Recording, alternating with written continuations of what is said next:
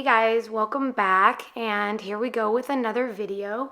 So today we're going to be doing a blow dry tutorial, and I take the blow dry very seriously. Sometimes it can get rushed. It's at the end of the service and we're finishing up, and I really feel like the blow dry is really more important than it gets taken a lot of the time. It really is the final sort of cherry on the sundae of our service, and it's what the guest goes home and sees. And then for all of us regular people, if we have a good blow dry in our hair, we just have a little pep in our step, So blow dry is just so important. So I wanted to kind of go over that and give a few tips and tricks. So one of the first and most important things about a good blow dry is knowing the hair that you're servicing and choosing the proper products. That is really so important. So we'll go into products in another video. Right here I'm using Laser Straight for this guest. She had frizzy hair. She warned me that ahead of time. But you want to apply your products on your hand, kind of like lotion. Get it all through the hair, and then I like to actually brush it and really distribute it through the hair. So that's what you can see me doing here. And then if you want, you can section out the hair. If you're short on time and you want to rough dry the hair, you can do that. But that's something I wanted to go into right here. And without getting too technical and too scientific-y, there's something called hydrogen bonds in hair. And basically what I'm gonna compare it to is like a spaghetti noodle. Spaghetti noodle is firm and hard and it's holding its shape, and then you add water to it, or you put it in the water, and that's when it changes shape. It gets malleable, and you can really kind of do what you want with it. And hair is very much the same way. When you add water to it, you're breaking its hydrogen bonds and you're creating a new shape for it. That's why a lot of the time if you blow dry somebody's hair straight and they have curly hair, the minute you get it wet, it goes back to its original shape, which was curly. So my point to this is that you can rough dry somebody's hair. A lot of times, they'll say take a bunch of the moisture out first in a rough dry, and you can do that. But when you're dealing with really, really frizzy hair, or if you have really frizzy hair, I would suggest going from a purely wet state. It might take you a little longer, but I think you're gonna get a better result. So anyway, as I said in that last clip, you can Google hydrogen bonds, hair, and you'll find all kinds of stuff on that. So I like to start my blow dry in the front of the hair.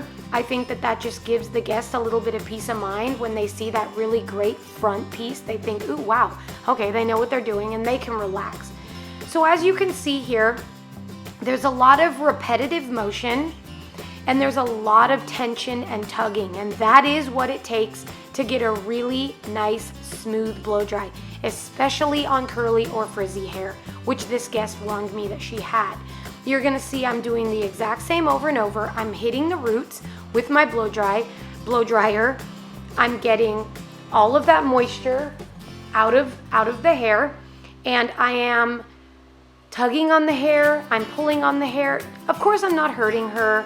It's not uncomfortable, nothing like that. I'm also utilizing my round brush. That round brush acts as a heat conductor. And so the longer that you can keep your brush on, or the hair, on the brush, it's kind of like a flat iron, yet not.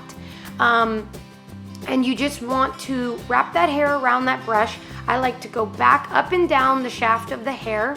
It's gonna slowly steam the water out of that hair. It's not gonna damage the hair. It's not gonna overheat the hair, but it is going to remove all the moisture, which is very important in a blow dry. If you leave moisture in that hair, that moisture is going to come out of that hair cuticle and it's going to create a frizzy result. So you want to make sure you're getting all of the moisture out of the hair. You can even set it, as you see I did right here. So again, a lot of repetitive movement, just going back and forth, back and forth, back and forth. Really, that is the key to a good blow dry. I want to talk briefly about something that I learned early on called polishing the ends. Yes, you want to start at the base. You want to get those roots nice and sort of lifted, and again, that depends on how much volume your guest wants. This guest didn't want volume. She wanted body, but not volume at the base or the root. You then want to move on to the midsection of the hair. You want to get that good and straight, all the moisture out of it, and then you want to polish those ends. You can see I'm doing that right there, and you want to have a lot of heat on those ends, and you want to just smooth right over those ends. So let's sit here. You can see me taking down another section, and we can sort of see the movement here. So we're gonna start, and we're just slowly working the hair over and over. This is what it's gonna take, whether it's you at home doing your own blow dry or us professionals doing a blow dry. And you have to be patient. You have to have a lot of repetitive movement. And I would suggest the right brush. A round brush is good, one that conducts heat really well. There also are some boar bristle brushes that can be really, really good. The reason those are going to be good is because they're going to give really good tension on the hair. Those are great for frizzy-haired people, or curly-haired people. Those boar-haired bristle brushes, man, that was a mouthful.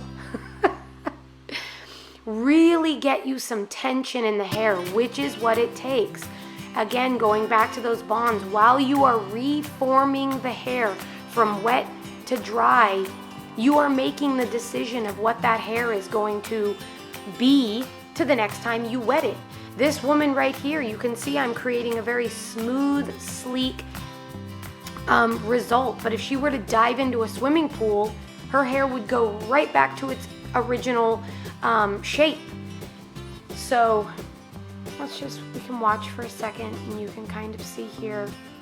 This top section is always very important. It's the overlaying section that you really do see. Obviously, all of them matter, but this top one, especially if your guest or if you like a lot of volume in the crown area, you really want to be getting that base lifted straight up with your brush. Lots of tension at the base there, and then working your way around, and that's how you're going to keep that good volume at the base. Again, this guest didn't want that, so I wasn't doing a whole lot of that.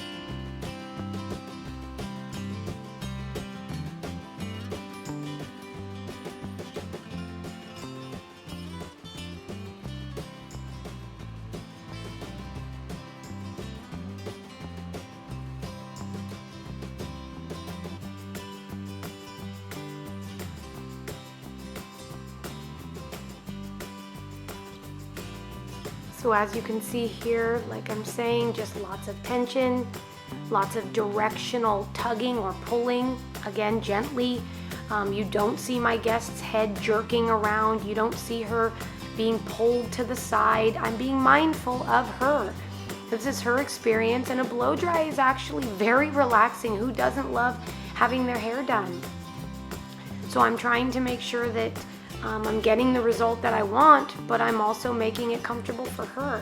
So here you can see, again, a great product, really nice and smooth, beautiful sleek ends. Again, she wanted body, but not a lot of volume. So there you go, there you have it. A really great, easy blow dry tutorial. I know this one was simple. I hope you guys enjoyed it. I'll be back with more videos, and I'll see you soon. Okay, bye.